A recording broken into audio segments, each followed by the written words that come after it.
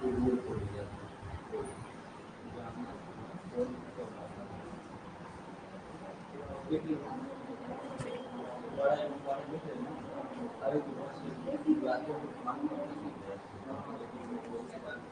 किया जाए बेटा, प्रारंभ किया जाए। आज थोड़ा सा पहले छोड़ेंगे बेटा 10 मिनट।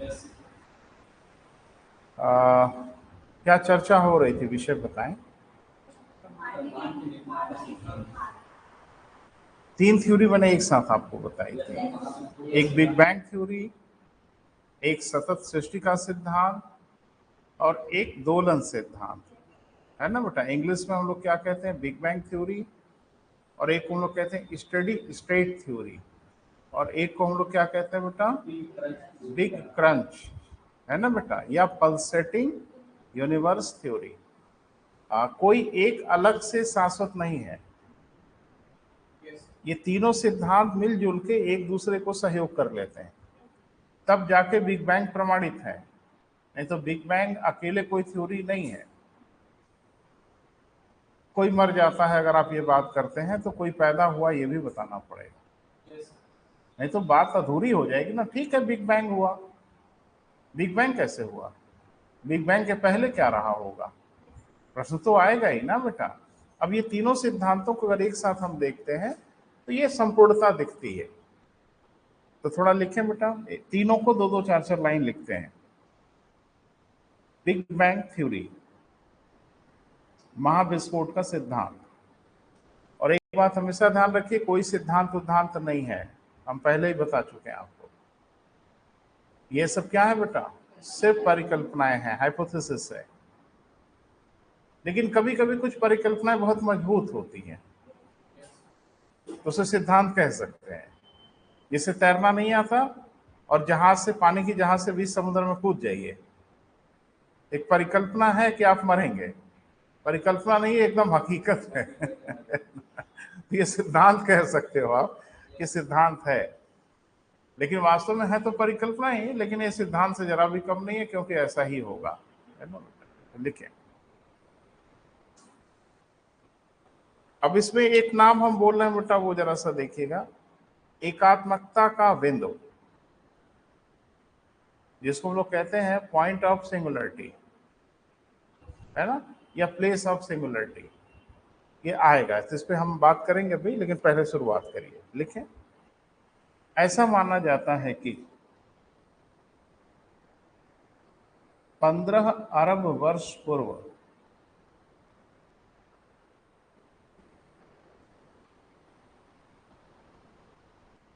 एक विस्फोट के परिणाम स्वरूप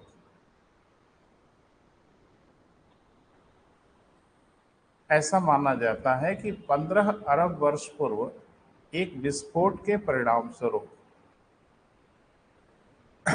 ब्रह्मांड का निर्माण हुआ।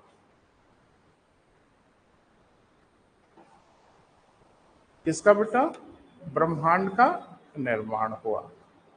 अब ये कैसे समझ में आ गया किसी को, थोड़ा इस पे बात करना। तो जैसे मैंने कहा ना कि किसी एक आदमी की देन तो है ही नहीं, कई लोगों ने मिलजुल के प्रयास किया। तो एडविन हबल बहुत बड़ा नाम है बेटा, जिनके नाम पे नासा ने एक टेलीस्कोप बनाया था, जिसको हम लोग हबल टेलीस्कोप कहते थे। और एक बहुत बड़ा नाम था डॉपलर का, तो जिसको हम लोग कहते हैं डॉपलर इफेक्ट। क्या बताया था डॉपलर ने,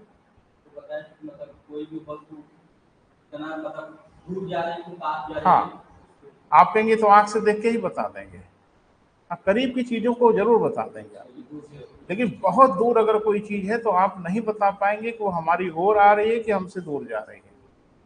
तो उन्होंने एक तरीका डेवलप किया, जिसको हम लोग डॉपलर इफेक्ट के नाम से जानते हैं। तो उन्होंने कहा कि स्पेक्ट्रम बता देगा कि वो करीब आ रहा है कि दूर जा रहा है। तो आप थोड़ी मेरी मदद करिए। स्पेक्ट्रम में दो प्रकार की शिफ्टिंग दिखती थी डॉपलर के अकॉर्डिंग, एक ब्लू शिफ्ट, एक रेड शिफ्ट। लाल किनारे की ओर अगर शिफ्ट कर रही है और नीले किनारे की ओर शिफ्ट कर रही है, इसी को बोला गया कि रेड शिफ्ट। अगर स्पेक्ट्रम रेड शिफ्ट दिखा रहा है तो इसका क्या मतलब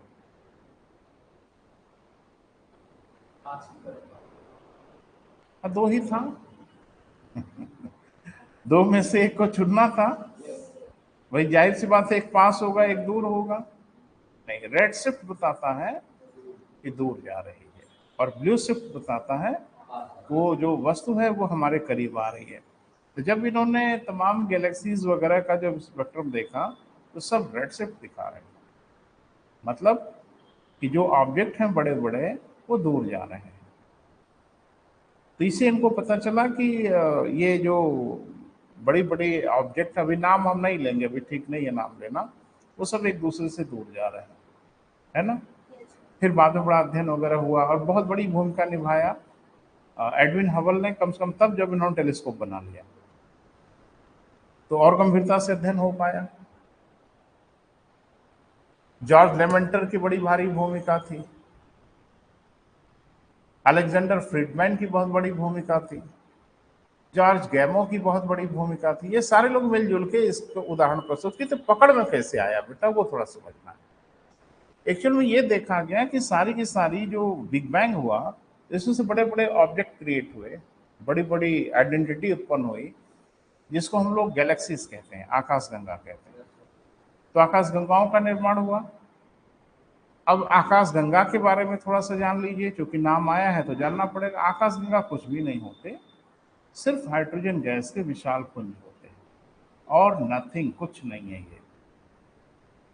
जिससे आपके दिमाग में आ रहा होगा कि नहीं नहीं कोई फिजिकल ऑब्जेक्ट वगैरह होगा, नहीं नहीं, ये सिर्फ हाइड्रोजन गैस है और कुछ भी नहीं। तो बिग बैंग हुआ तो ऐसी अरबों खरबों संख्या में गैलेक्सीज, यानी हाइड्रोजन गैस के छोटे छोटे क्लाउड उसमें से फ्री हो गए। जैसे स्मोकिंग करते हैं लोग ना, तो धुआं छोड़ते हैं तो आप देखो छल्ले छल्ले टाइप का धुआं निकलता है।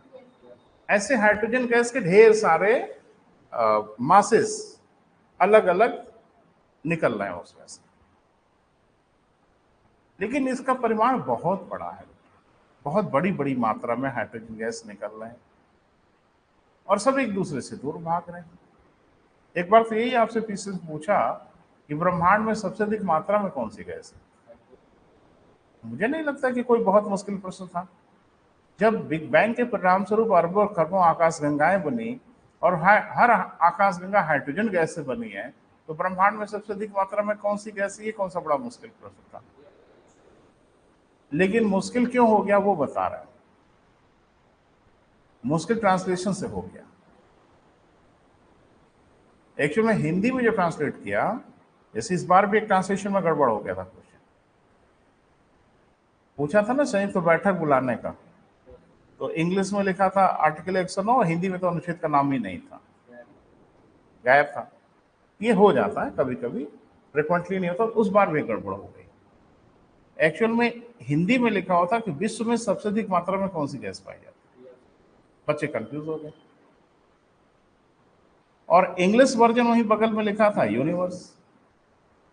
अब जो यूनिवर्स पढ़ा वो तो क्लियर हो गया, जो हिंदी वाला विश्व पढ़ा तो उसको पृथ्वी समझ में आ गई। और आनी ही चाहिए भाई, विश्व माने तो ब्रह्मांड नहीं होता। तो उसी में तो नाइट्रोजन पे चले गए बहुत ढेर सारे बच्चे, तो हाइड्रोजन पे भी गए। बहरहाल, तो कभी कभी इजी नेचर के क्वेश्चन भी पूछे जाते हैं बेटा, ऐसा नहीं है कि हमेशा मुश्किल ही पूछे जाते। लेकिन एक बात, इजी क्वेश्चन सही करके आप क्वालिफाई नहीं करेंगे। क्वालिफाई तो तभी करेंगे जब आप मुश्किल क्वेश्चन को सही करें। हाँ, लेकिन इजी क्वेश्चन को गलत करके बाहर जरूर हो जाएंगे आप, बाहर का रास्ता देख लेंगे आप। तो क्या करना है कंपटीशन में, इजी क्वेश्चन को मजबूत रहना है, बोले बेटा, और मुश्किल क्वेश्चन को टैकल करने की कोशिश करनी है। बस यही सफलता का राज है। लेकिन ये राज बिल्कुल नहीं कि मुश्किल प्रश्न सही कर लो आसान गलत कर लो, तो फिर आप कहीं नहीं रहोगे, क्योंकि हर क्वेश्चन का नंबर एक बराबर होता है। वो चाहे आसान हो चाहे 4 लाइन वाला हो, कोई फर्क नहीं पड़ता। ध्यान रखना है बेटा इस बात का। 12, तो ये सब बेटा आकाशगंगाएं निकल गई। अब ये देखा जा रहा था कि आकाशगंगाएं एक दूसरे से दूर भाग रही। तीसरी बात देखी गई कि इनसे एक दूसरे से दूर भागने की गति क्रमशः बढ़ती जा रही, जैसे कांस्टेंट वेलोसिटी से नहीं भाग रही, इनकी वेलोसिटी बढ़ती जा रही है, और तेज और तेज और तेज और तेज और तेज, यही चल रहा है प्रक्रिया। एक बात मुझे बताइए, वो भागने का तरीका तो मुझे लगता है धरती पे कोई भी बता देगा, इसमें सारी चीजें एक दूसरे से दूर भाग रही हैं। अगर आपका मोशन लीनियर हुआ तो सारी चीजें एक दूसरे से दूर नहीं भागेंगी। ऐसे दौड़ होती है ना, तो कोई आगे निकलता है, कोई पीछे निकलता है, कोई उसके करीब जाता है, कोई उससे दूर जाता है। ऐसा तो नहीं हो सकता कि इसमें से 10 लोग अगर दौड़ लगा रहे हैं, हर व्यक्ति एक दूसरे से दूर जाए। वे दौड़ का कौन सा तरीका हो सकता है? ये तो कोई भी बता सकता है भाई, कॉमन सेंस से कोई भी बता सकता है कि दौड़ने का वह कौन सा तरीका होगा जिसमें हर व्यक्ति एक दूसरे से दूर भागे। वो तरीका सिर्फ एक ही हो सकता है, दूसरा हो ही नहीं सकता। कॉमन सेंस से बता सकते हैं कि हम एक गोल घेरा बना लें और बाहर की ओर मुंह कर करके 1 2 3 सब लोग भाग छूटे हैं। अब हर क्षण हर पल व्यक्ति एक दूसरे से दूर होंगे, लेकिन अगर सीधी रेखा में गति हो रही हो, ये स्थिति तो होगी नहीं। तो वैज्ञानिक तो समझदार होते हैं ना, पल भर में भाप गए कि अगर सारी आकाशगंगाएं एक दूसरे से दूर भाग रही हैं, तो इसका मतलब है कि यात्रा कहीं न कहीं से शुरू जरूर हुई होगी। और आजकल हमारे पास तमाम डिवाइसेस हैं, कंप्यूटर है, क्या क्या है, जिस गति से वो भाग रहे हैं, गति बढ़ती जा रही, उसी क्रम में वापस चले, डेटा फीड करें सिस्टम में, सिस्टम खुद ही कैलकुलेट करके बता देगा कि कब ये एक जगह पे थी। जिस स्पीड से दूर भाग रही हैं, दूर भागने की गति बढ़ती जा रही है, उसी क्रम में वापस चले घटते हुए स्पीड के क्रम में, तो पता चल गया कि 15 अरब साल पहले इस हिसाब से, इस कैलकुलेशन के हिसाब से ये एक जगह पे रही होंगे और वहीं धमाका हुआ। अब आगे ये कहा जाता है कि जहां धमाका हुआ, जहां विस्फोट हुआ, वहां न प्लेस था, यानी ना स्थान था, न समय था, न पदार्थ था, कुछ भी नहीं था। एक शून्य रिक्त स्थान था। उसी स्थान को कहा जाता है पॉइंट ऑफ सिंगुलरिटी, एकात्मकता का बिंदु। अब धरती पे फिजिक्स के नियम के हिसाब से कुछ चीजों को समझाना थोड़ा मुश्किल होता है, क्योंकि धरती पे ही हम मनुष्य रहते हैं और इसी के हिसाब से चीजों को समझने की कोशिश करते हैं। आप किसी चीज को दबा के छोटा तो कर सकते हो, जैसे कोल्ड ड्रिंक पीते हो केन में, केन वाला कोल्ड ड्रिंक, तो कोल्ड ड्रिंक पीने के बाद उसको हाथ से दबा देते हो, पिचक जाता है, छोटा हो गया। जमीन पर रख के पैर से उसने कुछ चल दिया तो थोड़ा और छोटा हो गया। उठा के लाए घर पे, हथौड़ी से पीटा पाटा तो और छोटा हो गया। ये आपकी औकात है। यानी किसी चीज को दबा के, स्क्वीज करके, संकुचित करके छोटा करने की हम मनुष्यों की हैसियत बहुत ज्यादा नहीं है। कभी वो देखा है यूट्यूब में वीडियो कि जहां कारों को क्रैश किया जाता है, एक सांचे में कार को डाल दिया जाता है, फिर इधर से और इधर से इतने में कार को कर देते हैं ना। यानी उतनी बड़ी कार को स्क्वीज करके इतने छोटे में कर दिया जाता है। बोल नहीं रहे, ये उस मशीन की औकात है, ये उस मशीन की हैसियत है। उससे ज्यादा छोटा वो नहीं कर सकता। लेकिन नेचर की मशीन के पास बहुत औकात है। ये जब क्रैश करती है, यह जब स्क्वीज करती है, तो पदार्थों को नीडल पॉइंट पे पहुंचा देगी, सारे पदार्थों को दबा के खत्म कर देगी। क्लियर है? और धरती तो छोड़ दो, पूरे ब्रह्मांड को स्क्वीज कर देती, दबा देती। अब आज हम लोग बड़े हो गए तो पढ़ते ही बहुत विद्यार्थी, जो मैंने एक मूवी देखा था, मुझे साइंस फिक्शन की मूवी बड़ी अच्छी लगती थी, तो उस पे देखा था कि एक बिल्ली के गले में, वो थोड़ा खगोल विज्ञान पे याद आ रही थी, तो बिल्ली के गले में एक बॉल जैसा था, जैसे गले माला वाला नहीं पहना देते कुत्ते बिल्ली को, वैसे एक माला पहना था, उसमें एक छोटा सा बॉल था। और बताएं कि वास्तव में वो एक गैलेक्सी है। इतनी हंसी छूटी कि बताइए गैलेक्सी कितनी बड़ी होती है और बिल्ली के गले में गैलेक्सी। आज समझ में आता है, इट इज पॉसिबल, यह संभव है। गैलेक्सी तो छोड़ दो, पूरे ब्रह्मांड को बिल्ली के गले में लटकाया जा सकता है, क्योंकि ब्रह्मांड जब उसको स्क्वीज करता है तो निडल पॉइंट पे ले आता है। वो सारा खिलाड़ी है कौन बेटा? ग्रेविटेशन, गुरुत्वाकर्षण। और कहा जाता है कि यहाँ का गुरुत्वाकर्षण और ब्रह्मांड के गुरुत्वाकर्षण में फिजिक्स के हिसाब से बहुत डिफरेंस है। ब्रह्मांड में फिजिक्स के सारे नियम टुकड़े टुकड़े हो जाते हैं, बिखर जाते हैं, कोई नियम ही काम नहीं करता। जैसे हम कहते हैं ना, पदार्थ को क्रैश किया जा सकता है, तो क्रैश करके हम छोटा कर देते हैं, वो गायब कर देता है। वो जब दबाना शुरू करता है तो पदार्थ ही गायब हो जाते हैं, विलुप्त हो जाते हैं, पदार्थ गिरना शुरू कर देते हैं, कोलैप्स करना शुरू कर देते हैं, और ब्रह्मांड ये सब करता है। तो उसी पॉइंट पे बेटा विस्फोट हुआ। तो इसमें कई लोगों ने अपनी भूमिका निभाई, जैसा मैंने नाम लिया, इसमें हबल का भी भूमिका है, डॉप्लर की भी भूमिका है, लेकिन कोई ना कोई बोले, कोई ना कोई अगुआ बने, जिसमें अगुआ बन गए जॉर्ज लेमेंटर और अलेक्जेंडर फ्रीडमैन।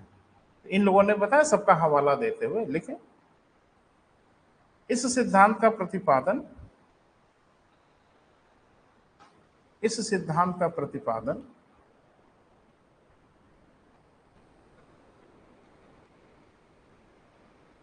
लेमेंटर तथा अलेक्जेंडर फ्रीडमैन ने किया।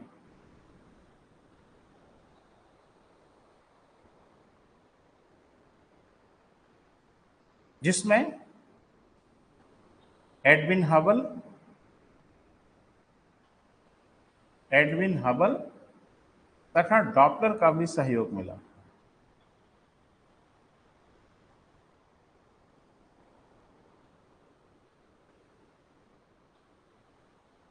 अब ये रेड शिफ्ट ब्लू शिफ्ट आप पढ़ते रहिएगा, सहयोग मिला। क्लियर है बेटा? लेकिन अभी तो बड़ा मजा नहीं आया कि बोल दिया कि बिग बैंग हो गया और ऐसा ऐसा हो गया। इसकी बड़े ढंग से व्याख्या किया एक वैज्ञानिक ने, बहुत सिस्टमेटिक ढंग से पहली बार व्याख्या किया। जैसे मैं आपको बताऊं, हमेशा आपका इशारा मैं करता रहता हूं कि एक ही आदमी हर चीज नहीं बता सकता, ये लिटरली संभव नहीं है बेटा। मैंने कहा ना कि ज्ञान विज्ञान जो आज यहाँ है वो किसी एक व्यक्ति और एक दिन का प्रतिफल बिल्कुल नहीं है।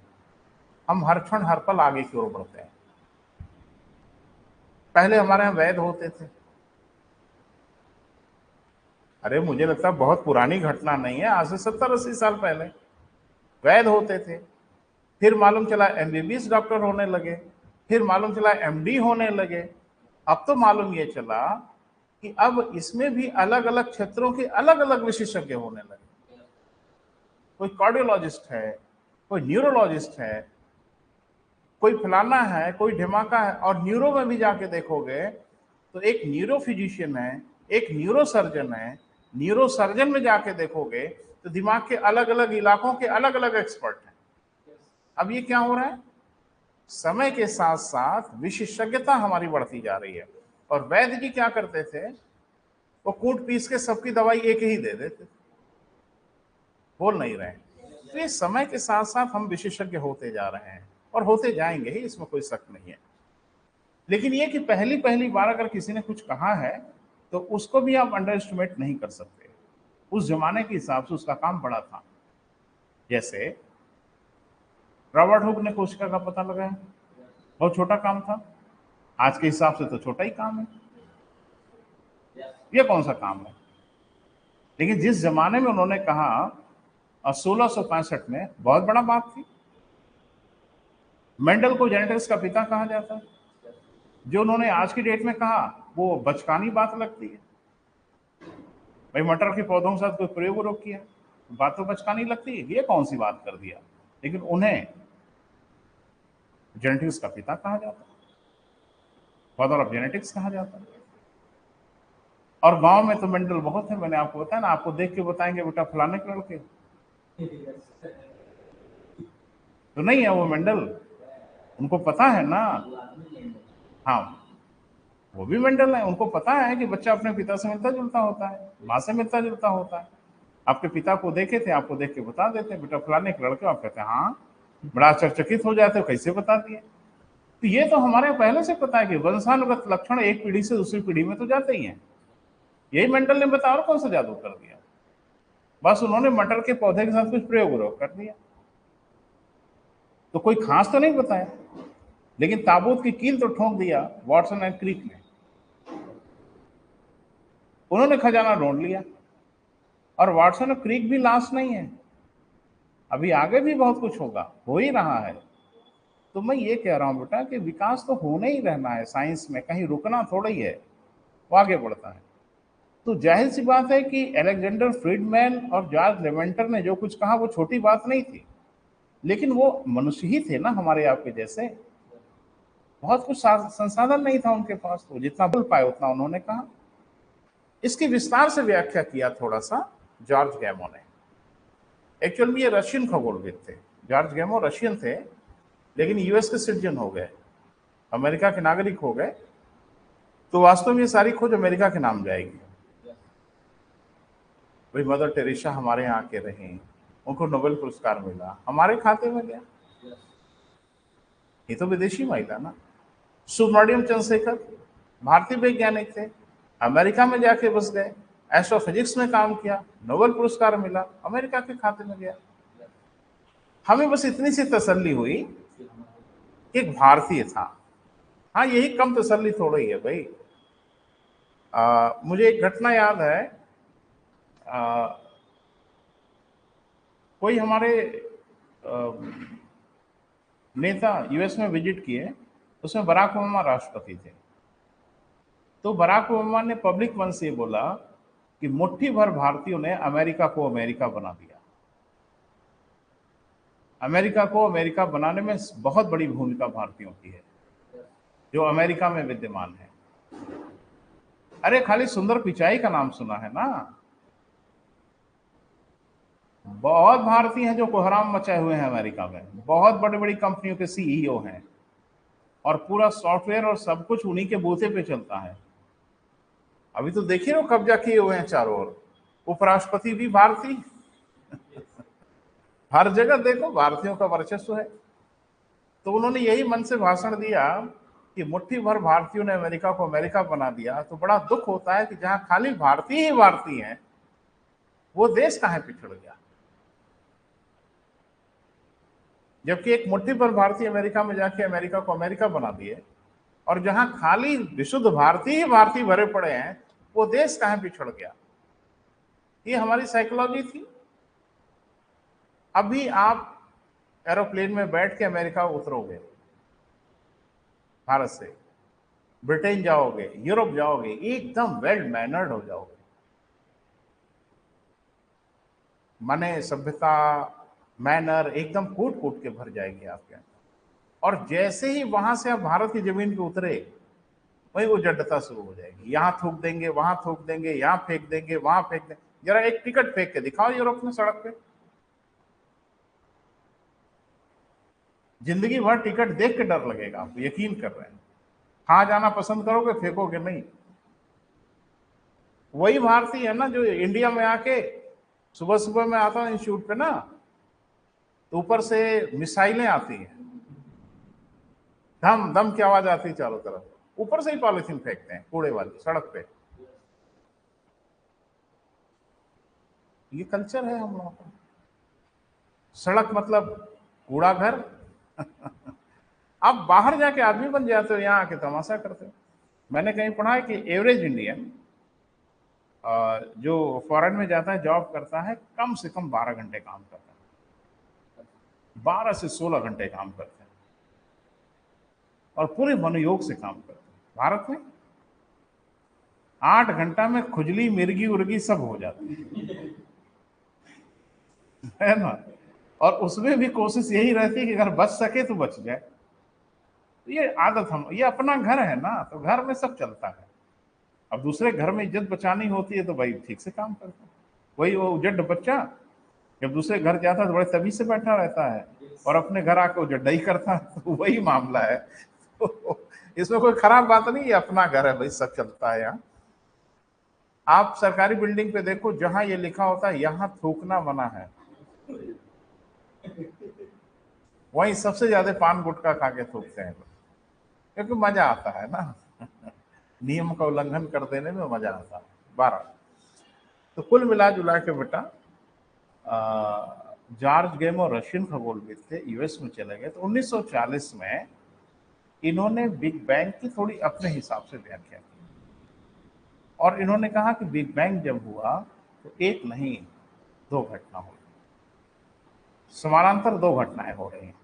अब तक हम लोग को यही समझ में आया था कि बिग बैंग से एक विस्फोट हुआ, आकाशगंगाएं उत्पन्न हुई और आकाशगंगाएं एक दूसरे से दूर जा रही। जॉर्ज गेमो ने कहा कि थोड़ी मेरी बात सुन लो भाई, बिग बैंग से एक नहीं दो घटना हो रही है, पैरेलल। 1940 में उन्होंने इसकी व्याख्या किया। उन्होंने बताया कि पहला, कि बृहद स्तर पर विचरण हो रहा है, दूसरा सीमित स्तर पर संकुचन हो रहा है। ये दोनों घटनाएं पैरेलल हो रही हैं, समानांतर हो रही हैं। तो हम इसकी अभी व्याख्या करेंगे, पहले दो लाइन लिख लो। 1940 में रशियन खगोलविद 1940 में कौन बेटा? रूसी खगोलविद जॉर्ज गैमो ने इसकी माने महाविस्फोट की, बिग बैंग की, इसकी बृहद व्याख्या की।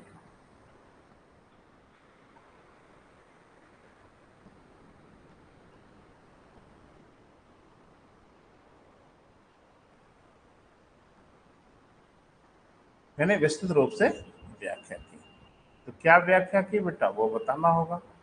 इन्होंने बताया कि महाविस्फोट के परिणाम स्वरूप दो घटनाएं एक साथ प्रारंभ हुई।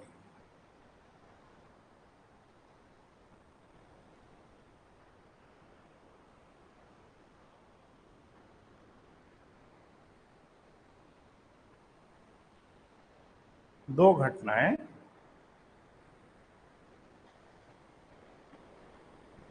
एक साथ क्या हुई बेटा? प्रारंभ हुई। अच्छा, थोड़ा सा दुख होगा आपको, लेकिन सुन लो।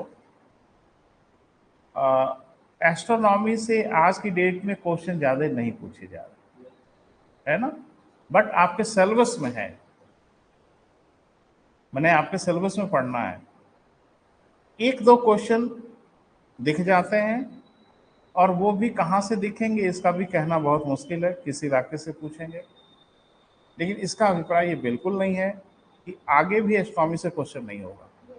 पलटवार कर देगा, मुंह ताकते रह जाएंगे, कुछ नहीं कर पाएंगे आप कोर्ट में जाके क्लेम करेंगे कि सर पिछले 5 साल से हम देख रहे थे, एक भी नहीं पूछे थे, इस बार ज्यादा पूछ ली। कर ही यही रहे हैं।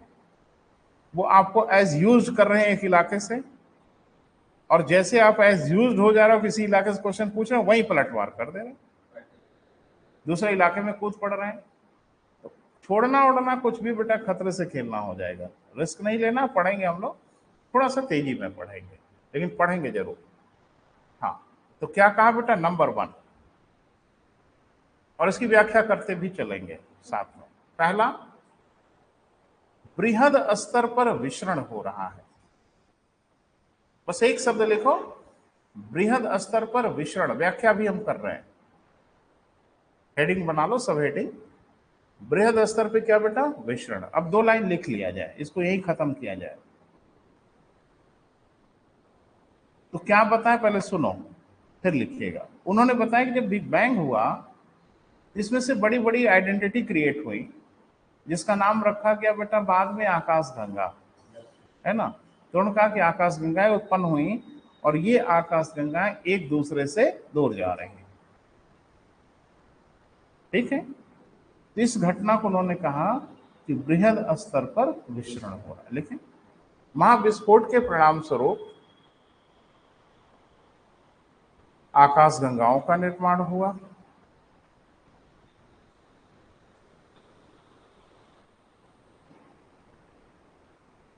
किसका बेटा? आकाशगंगाओं का निर्माण हुआ। ये आकाशगंगाएं एक दूसरे से दूर जा रही हैं।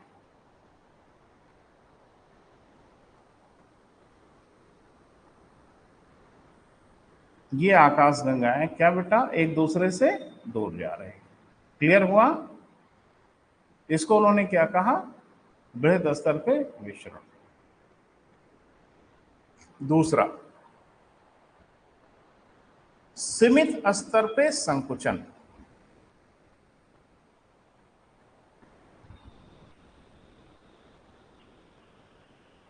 सीमित स्तर पे क्या बेटा? संकुचन। इसका क्या अभिप्राय था? सुन लीजिए फिर लिखिए। इन्होंने कहा कि जो आकाशगंगाएं दूर भाग रही हैं, हाइड्रोजन गैस की बनी हुई आकाशगंगाएं जो दूर भाग रही हैं, उन आकाशगंगाओं के अंदर, दूर तो भाग ही रही हैं, लेकिन उन भागती हुई आकाशगंगाओं के अंदर संकुचन हो रहा है, कॉन्सेंट्रेट कर रही हैं, और जिसके परिणाम स्वरूप तारों का जन्म हो रहा है। क्लियर है?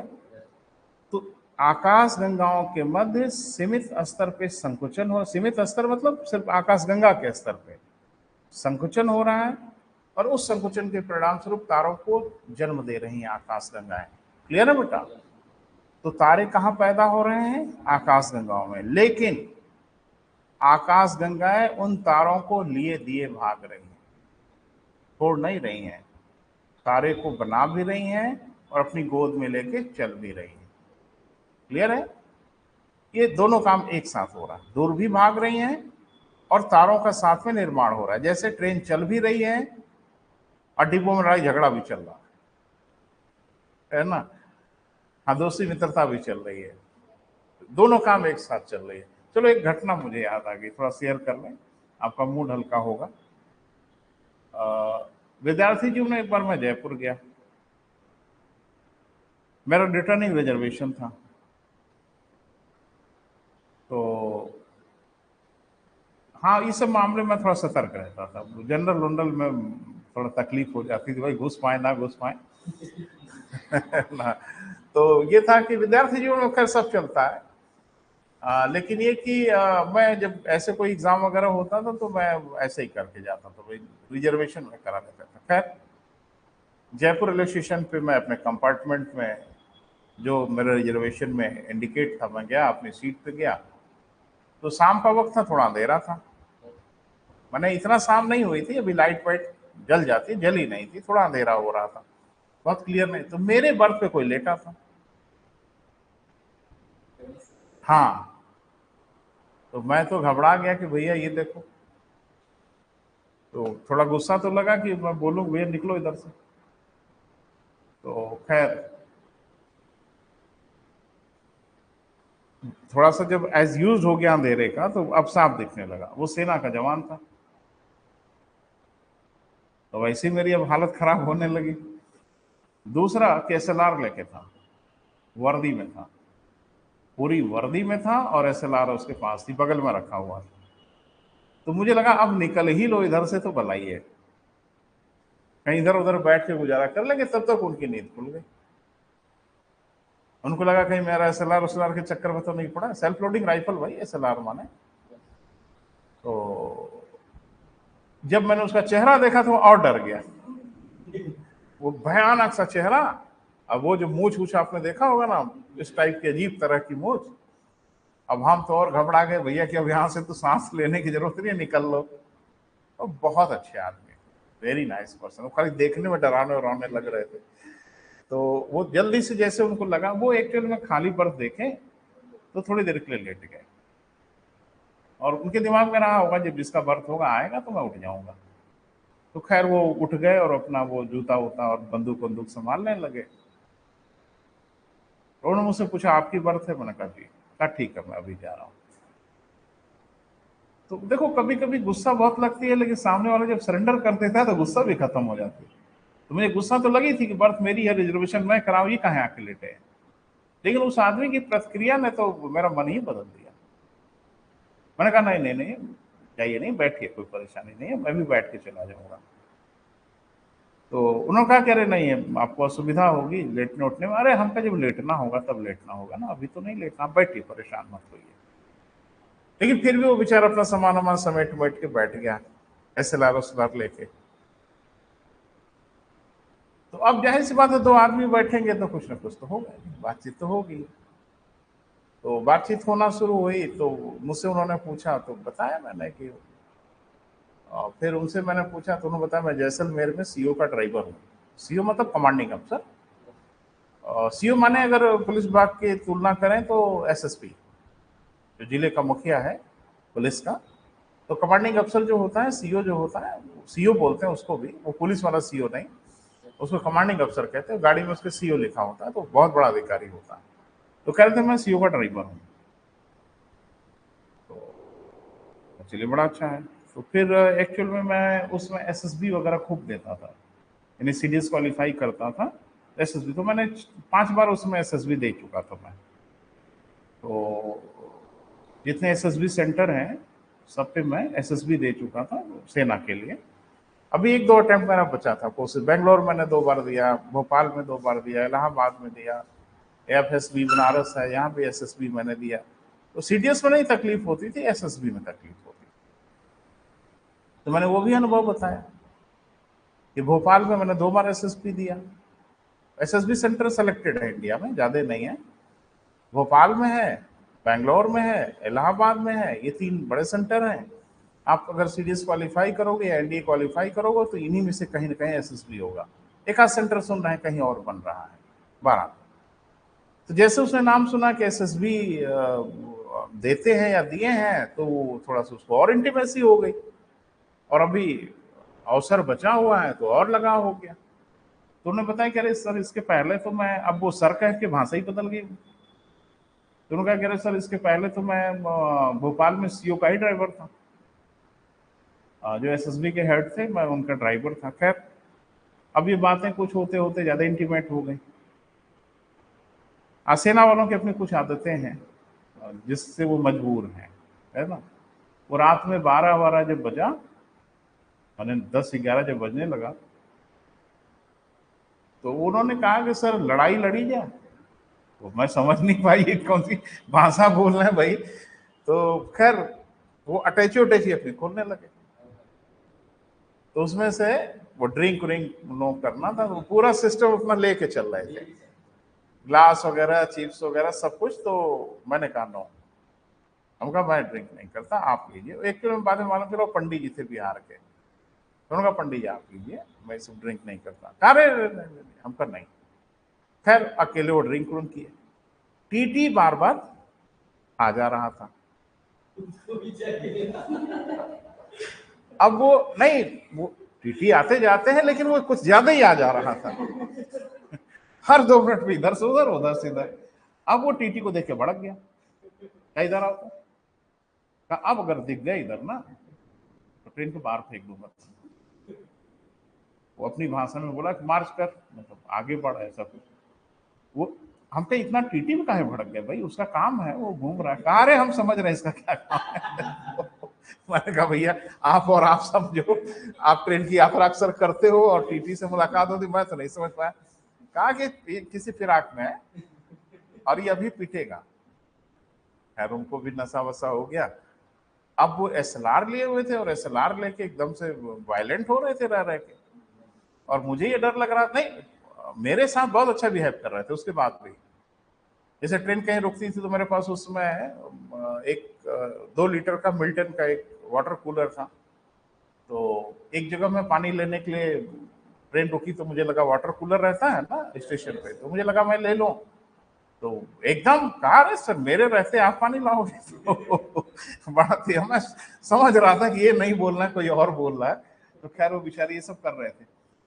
फिर अचानक उन्होंने कहा कि अब सर बोलो, अब गोली चलेगी, अब आप बोलो किधर चले। अरे अब भैया माफ करो मुझे, अब ये सब वो कॉक करना और ये वो करना, तो मुझे लग रहा था कि आदमी अब गड़बड़ हो रही है। और फिर वो बंदूक लेके निकल पड़े, टीटी किधर है। तो हमने कहा कि भाई ये टीटी के तो पीछे पड़ गए। फिर मैंने बड़ी मुश्किल से समझाया, यार भाई ठीक है चलो कोई बात नहीं। ये सब वाकई होते रहते हैं भैया ना। तो ट्रेन तो चल ही रही थी, लेकिन ट्रेन के अंदर ये सब गेम तो हो रहा था ना। 12 हाँ नहीं तो थोड़ा वायलेंट हो जाता है ना सेना वाले, जैसे कोई चीज इनको बुरी लगती है तो इनको लग जाती है, फिर ये परवाह वरवाह करते नहीं किसी चीज की। लेकिन मैं चूंकि था, मैं मैनेज कर रहा था कि टीटी से हाथापाई ना करें, लेकिन वो पूरे मूड में थे। कहा है 4 बार आया गया इधर। लेकिन उनके पास वारंट रहता है ना, वो लोग तो ट्रेन में यात्रा करने के लिए वारंट लेके चलते हैं। हाँ वो सब लोग ऐसे। हाँ हाँ हाँ, वो उन लोगों का है, उन सब लोगों का कल्चर है, वो होता रहता है। ये कह रहे थे बेटा कि जैसे आकाश गंगाएं जब जुड़ जाती हैं तो उनके बीच में कुछ इंसिडेंट्स हो रहा होता है। वो इंसिडेंट हो रहा होता है संकुचन, अभी हम विस्तार से बात करेंगे। तो उन्होंने बताया कि दूर जाती हुई आकाश गंगाओं में संकुचन के परिणाम स्वरूप तारों का निर्माण हो रहा है, लेकिन आकाश गंगाएं तारों को छोड़ नहीं रही हैं, लिए दिए जा रहे हैं। लिख लें। हाँ, इसका अभिप्राय यह है कि दूर जाती हुई आकाश गंगाएं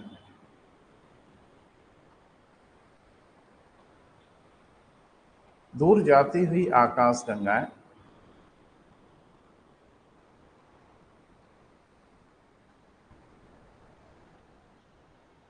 तारों को जन्म दे रही हैं, यानी तारों का निर्माण कर रही हैं।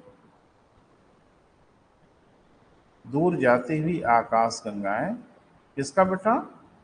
तारों का निर्माण कर रही हैं। क्लियर है? यह उनके अंदर होने वाले संकुचन के कारण हो रहा है।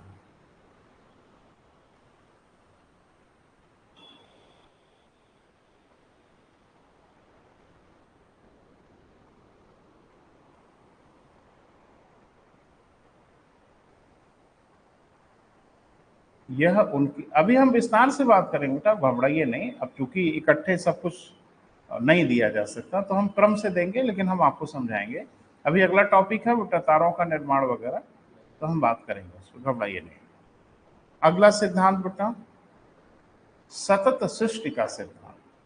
हेडिंग बना लीजिए, स्टडी स्टेट थ्योरी। सतत सृष्टि का सिद्धांत। कुछ बच्चे बीच बीच में दिख रहे हैं बेटा, एक नेहा दिख रही है, नई बच्ची है ना, तो रेगुलर बने रहिए बेटा, तो पढ़ने में आनंद आएगा। अभी हम लोग ज्योग्राफी के एस्ट्रोनॉमी पे बात कर रहे हैं, खगोल विज्ञान पे बात कर रहे हैं, ठीक है। तो जो भी मित्र हैं ऑनलाइन जुड़ रहे, कुछ बाद में देखते होंगे, वो मैं सहमत हूँ, लेकिन जो ऑनलाइन है वो थोड़ा सा समझ लें किस टॉपिक पे बात कर रहे हैं हम लोग।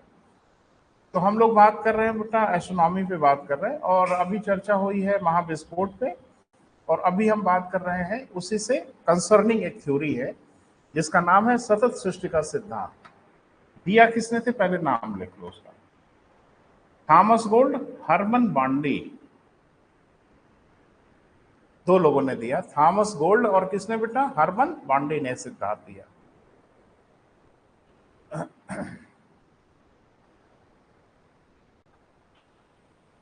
तो क्या सिद्धांत दिया बेटा, वो थोड़ा सा सुने। सिद्धांत ये दिया इन्होंने कि बिग बैंग के ही सपोर्ट में सिद्धांत दिया। आखिर बिग बैंग को सही सिद्ध करना था ना बेटा, तो उसमें कुछ कमियां दिख रही थी, तो उन कमियों को अगर सही ढंग से सही नहीं किया जाए तो बिग बैंग गलत हो जाएगा ना। जब बिग बैंग हुआ तो आकाशगंगाएं निकली, और हर आकाशगंगा एक दूसरे से दूर जा रही है। इसका मतलब है कि मध्य में रिक्त स्थान उत्पन्न हो रहा है। बोल नहीं रहे, बीच में खाली स्थान उत्पन्न हो रहा होगा अगर बिग बैंग को एज इट इज समझें, जैसा बिग बैंग में कहा गया। जबकि बाद के अध्ययनों से ज्ञात हुआ कि जो स्पेस डेंसिटी है, ब्रह्मांड का जो घनत्व है, उसमें जरा भी कमी नहीं आ रही है, तब जब ब्रह्मांड का निरंतर विस्तार हो रहा है।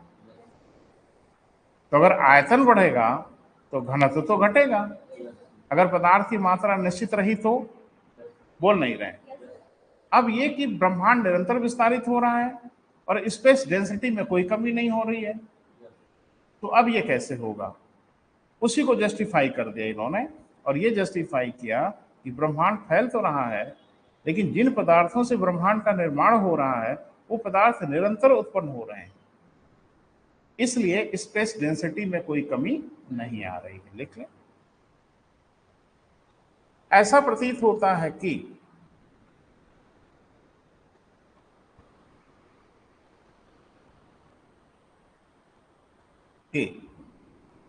निरंतर विस्तृत होने के कारण, निरंतर विस्तृत होने के कारण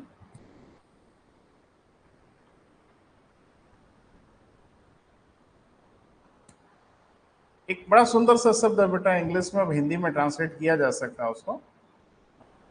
कारण स्पेस डेंसिटी, अंतरिक्ष घनत्व कह सकते हैं।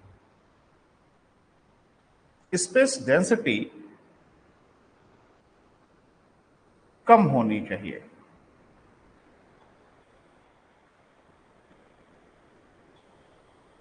आकाशीय घनत्व कह सकते हैं, स्पेस डेंसिटी कह सकते हैं। स्पेस डेंसिटी तो इंग्लिश में है ही है, हिंदी में एक जगह मैंने शब्द देखा आकाशीय घनत्व, वह भी लिख सकते हैं, कल को परीक्षा में इसी नाम से पूछा जाए। आकाशीय घनत्व क्या होना चाहिए बेटा? कम होना चाहिए, लेकिन ऐसा नहीं हो रहा है। अब ऐसे समझो कि आयतन अगर लगातार बढ़ता जा रहा हो, अरे बेटा फिजिक्स का नियम है, जरा समझो, आयतन अगर लगातार बढ़ता जाएगा तो डेंसिटी लगातार घटती जाएगी। आयतन और घनत्व के बीच में उल्टा ही तो रिश्ता है ना बेटा? अब आयतन तो बढ़ रहा है लेकिन स्पेस डेंसिटी नहीं घट रही है, इसका मतलब बिल्कुल साफ है कि आयतन ही नहीं बढ़ रहा है अकेले, पदार्थ भी उसी अनुपात में बढ़ रहा है। बोले बेटा? लिखें। इन्होंने इसी की व्याख्या किया तथा यह बताया कि, उन्होंने इसी की व्याख्या किया तथा यह बताया कि इन पदार्थों का निर्माण निरंतर हो रहा है।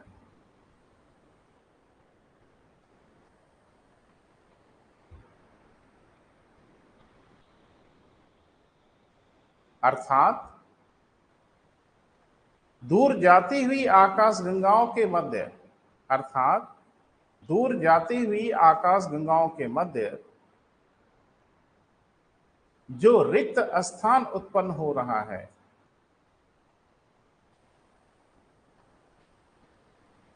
वहां नई आकाश गंगाओं का निर्माण हो रहा है।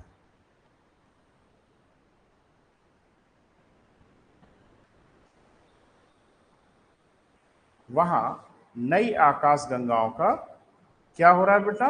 निर्माण हो रहा है। तो मुझे लगता है एक बात तो आपके दिमाग में आ ही जानी चाहिए,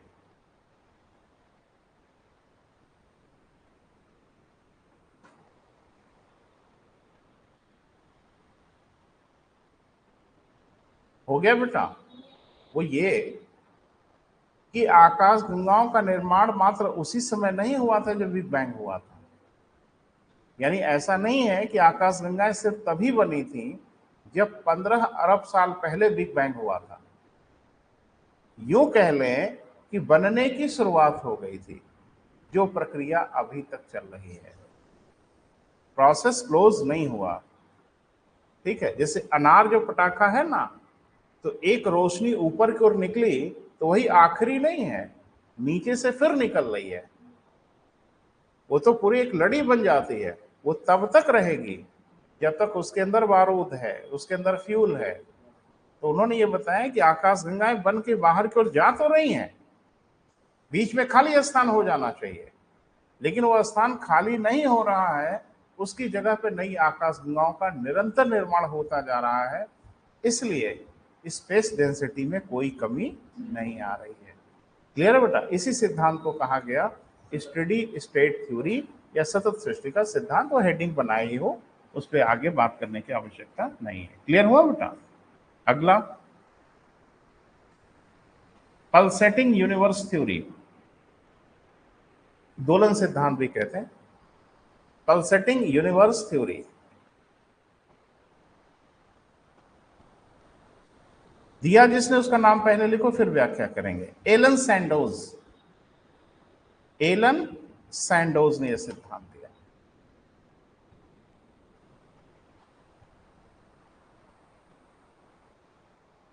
तो क्या सिद्धांत दिया बेटा, थोड़ा सा जानते हैं फिर आम बोलचाल की भाषा में।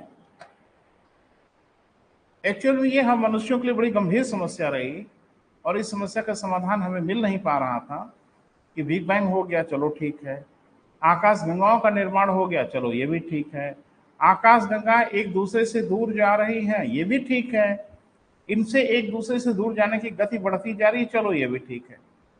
लेकिन एक समस्या तो बड़ी गंभीर है कि पहला ये कि एक दूसरे से दूर जा रही हैं, ये एक समस्या थी, और दूसरी कि इनकी दूर जाने की गति क्रमशः बढ़ती जा रही है, तेज होती जा रही है। अब ये माथे पे चिंता की लकीरें तो थी कि अगर इनके दूर जाने की गति ऐसी ही बढ़ती रही और इस पे अगर विराम नहीं लगा तो फिर एक बार तो इनफाइनाइट स्पीड की ओर बढ़ जाएंगे।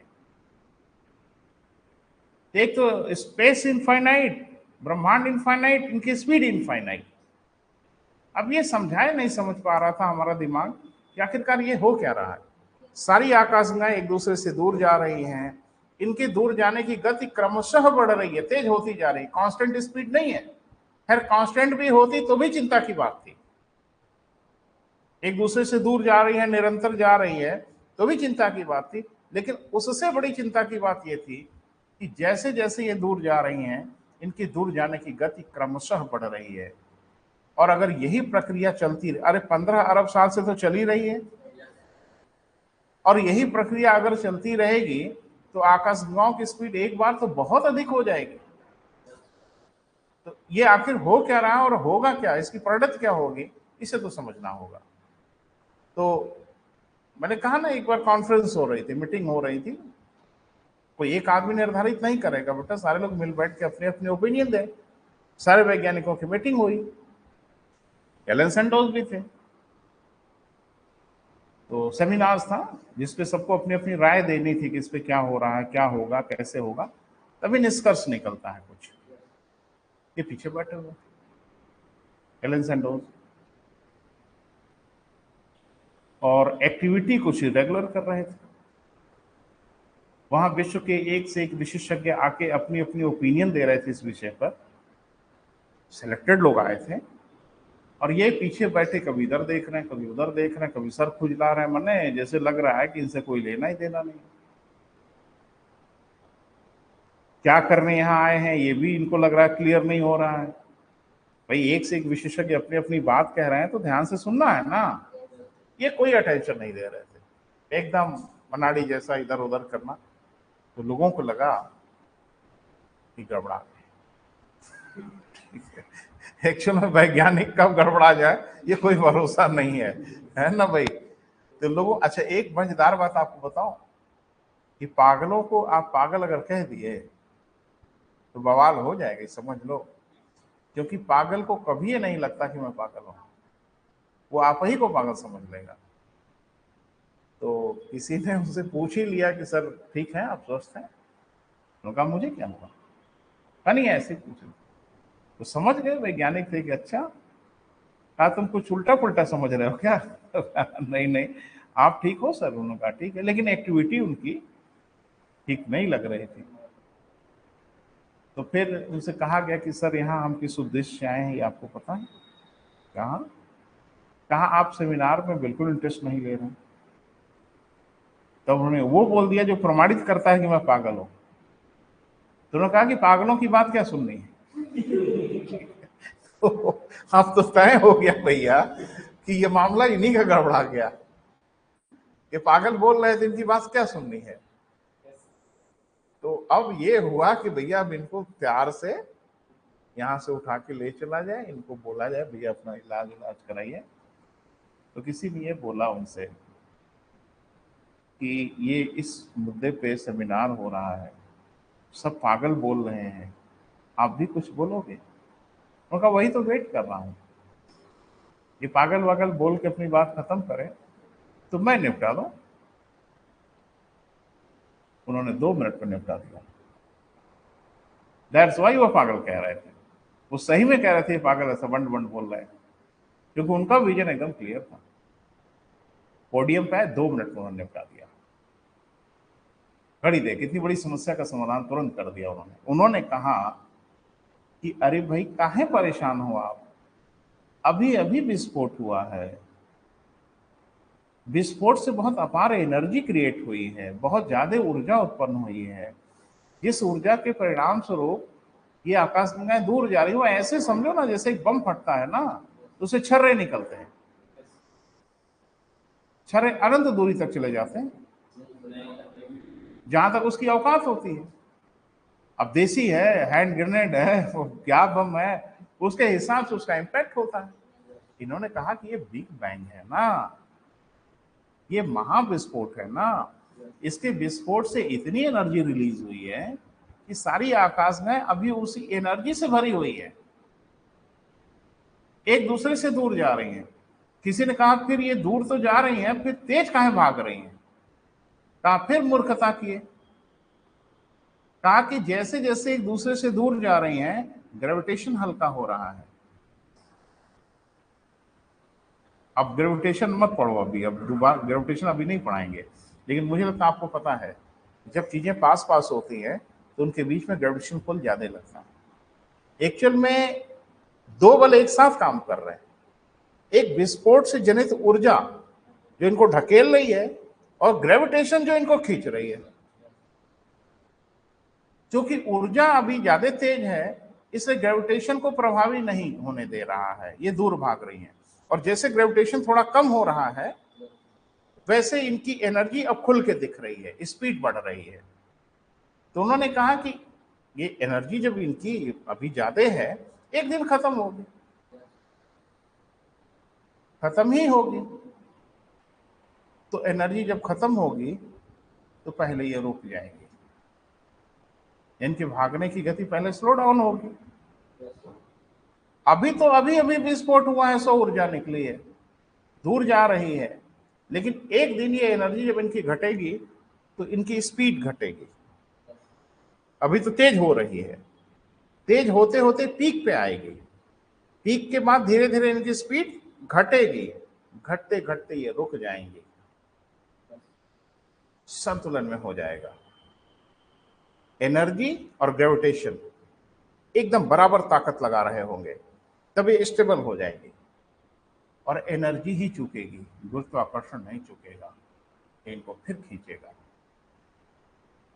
अब वो एनर्जी घट गई, ग्रेविटेशन हैवी हो गया, अब इनको खींचेगा, करीब आएंगी, आर और घटेगा, बल और बढ़ेगा, और खींचते खींचते खींचते खींचते इनको फिर उसी बिंदु पर लेके चली जाएंगी जहां से इनकी यात्रा की शुरुआत हुई। क्लियर है? अर्थात सारा का सारा ब्रह्मांड फिर एक पॉइंट पे कोलैप्स हो जाएगा। किस पॉइंट पे? पॉइंट ऑफ सिंगुलरिटी पे, जहां से इनका जन्म हुआ था। तो उन्होंने कहा कि यही है पल्सेटिंग यूनिवर्स थ्योरी, यानी पूरा ब्रह्मांड एक दोलन करता है, जैसे पेंडुलम है ना, एक बार इधर गया, एक बार इधर आया। तो उन्होंने कहा एक बार ब्रह्मांड फैलता है, फिर एक बार ब्रह्मांड, लेकिन ध्यान रखना संकुचित भी बहुत तेज नहीं होता, इसमें भी बहुत वक्त लगता है। यहाँ वक्त की कहाँ कमी है किसी के पास? किसको यहाँ जल्दी मची है? यहाँ कोई जल्दी नहीं, यूनिवर्स के पास कोई जल्दी नहीं है। तो ये ब्रह्मांड एक बार, अभी हम लोग फैलने वाले क्रम में हैं, अभी जिस समय अध्ययन हमारा चल रहा है, हम ब्रह्मांड के विस्तार वाले क्रम में हैं, फिर ब्रह्मांड संकुचन वाले क्रम में होगा। हम रहें, आप रहें, न रहें, मनुष्य पे जीव जंतु रहें न रहें, इससे कोई फर्क नहीं पड़ता, ब्रह्मांड अपना काम करेगा। फिर वो संकुचित होगा, सारे के सारे पदार्थ और सारे के सारे मटेरियल एक सिंगल पॉइंट पर कोलैप्स हो जाएंगे, और फिर उसी में होगा बूम, फिर ब्रह्मांड क्रिएट हो जाएगा।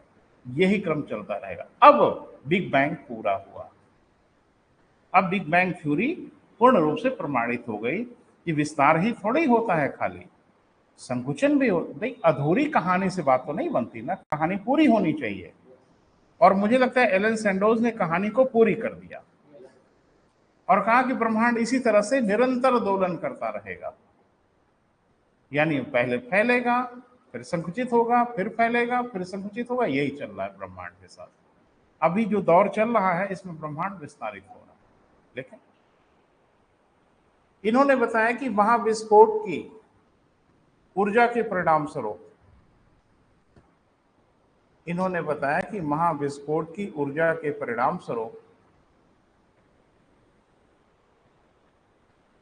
आकाशगंगाएं एक दूसरे से दूर जा रही हैं,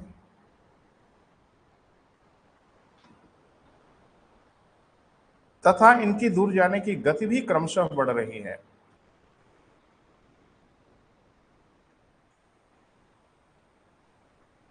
तथा इनके दूर जाने की गति भी क्रमशः क्या हो रही है बेटा, बढ़ रही है। क्लियर है?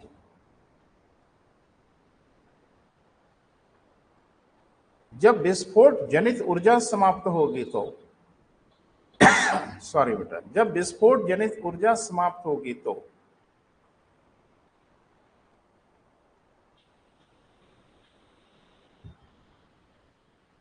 यह रुकेंगी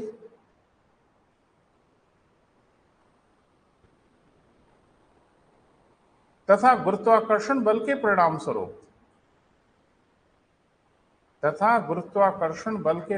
स्वरूप पूरा ब्रह्मांड संकुचित होगा।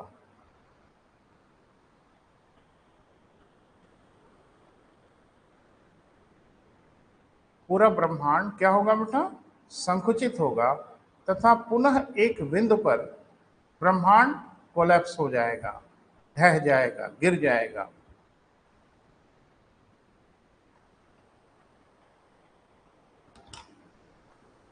ठीक है बेटा, जिसे उन्होंने महासंकुचन कहा।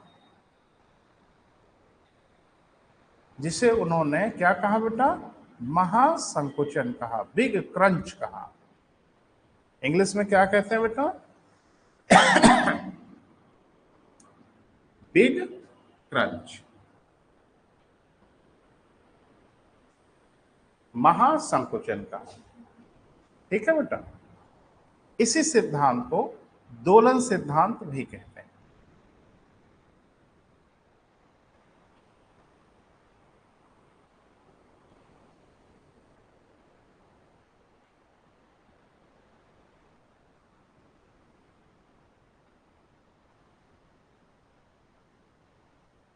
ठीक है बेटा, समझ आया? अब एक हेडिंग बना लीजिए बेटा, आज छोड़ दीजिए, आज थोड़ा मुझे कुछ है परेशानी। तो एक हेडिंग बना लीजिए, गैलेक्सी आकाश। अब आज नहीं बात करेंगे बेटा, कल बात करेंगे इसी समय। ठीक है बेटा, थैंक यू।